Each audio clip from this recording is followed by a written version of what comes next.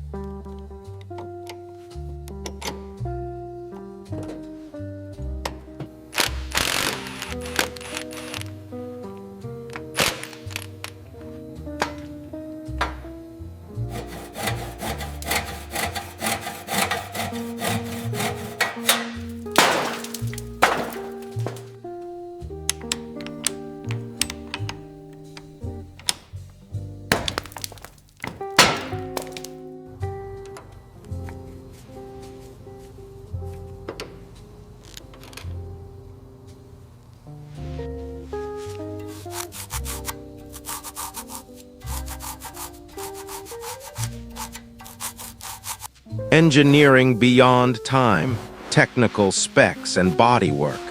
This car isn't just a beauty, it's an engineering marvel. In the 1950s, Bentley intended to prove with this model that speed and luxury were not mutually exclusive. The beating heart, the engine. Beneath that long, sweeping hood lies a 4.6-liter straight-six engine. The block is crafted from rugged cast iron, while the cylinder head is aluminum to dissipate heat more efficiently. Twin SU carburetors handle the fuel delivery, balanced with such surgical precision that even at high RPMs, the engine transfers zero vibration to the chassis. The magic of Mulliner. What sets this model apart from standard R-types is its full aluminum body, handcrafted by the legendary coach builders at H.J. Mulliner. They went so far as to manufacture the seat frames and even the bumpers from lightweight alloys to keep the curb weight under 1750 kg. This allowed this British Titan to reach a staggering top speed of 120 mph, 193 km/h. Pioneering suspension. One of the most futuristic features for 1953 is the adjustable rear damper lever located on the steering column. The driver could manually alter the hydraulic valves while driving, switching the ride quality from aristocratic plush to sporting firm.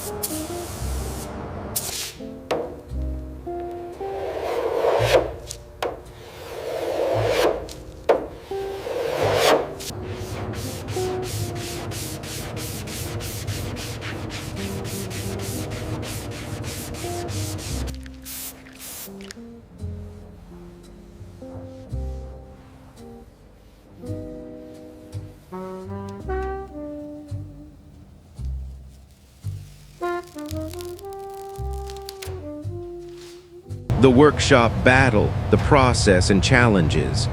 Restoring a car that has spent 50 years in a swamp is like performing open-heart surgery on a patient at death's door. We faced hurdles that aren't written in any manual. Aluminum, cancer. Unlike steel, which simply rusts, aluminum in a humid environment suffers from white corrosion. In certain areas, the body had become as brittle as a biscuit. We had to use an English wheel and spend hundreds of hours in manual metal shaping to fabricate new aluminum panels that perfectly aligned with the original Fastback silhouette. Reviving a silt-clogged power plant. The cylinders were packed with mud and mineral deposits. The pistons were seized to the walls. We had to submerge the engine in specialized chemical baths and then use CNC machining to reconstruct the cylinder sleeves with micron-level accuracy. The cabin and dashboard. The French walnut veneer of the dashboard had completely delaminated due to the moisture. Restoring it required thermal presses and 7 layers of hand polishing to bring back that legendary amber glow.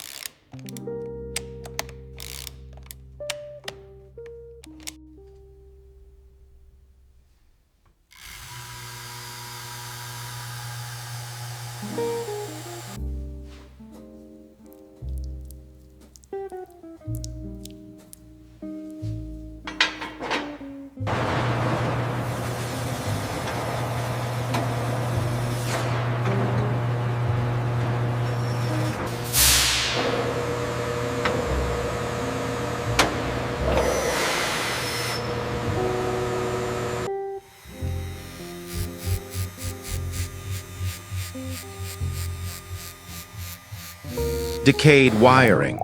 Every inch of the original cloth-wrapped wiring harness was rotted. We had to handweave kilometers of new wiring using traditional methods to ensure the car's historical authenticity remained intact.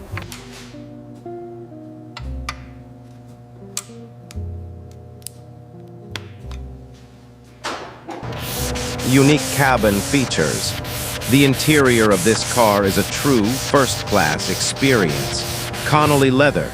Every seat is upholstered in hides from northern European cattle. Why? Because the cold climate there prevents insects, meaning the leather is flawless, without a single scar or blemish. Aristocratic silence. The insulation of the gearbox and cabin is so advanced that at high speeds, you only hear the wind rushing past the glass, never the roar of the engine. The final word. Today, owning a 1953 Bentley R-Type Continental is like owning a Da Vinci painting. Only 208 units were ever produced, and their price at major auctions now exceeds $2 million. This restoration wasn't just a job for us. It was about breathing life back into the very soul of engineering history.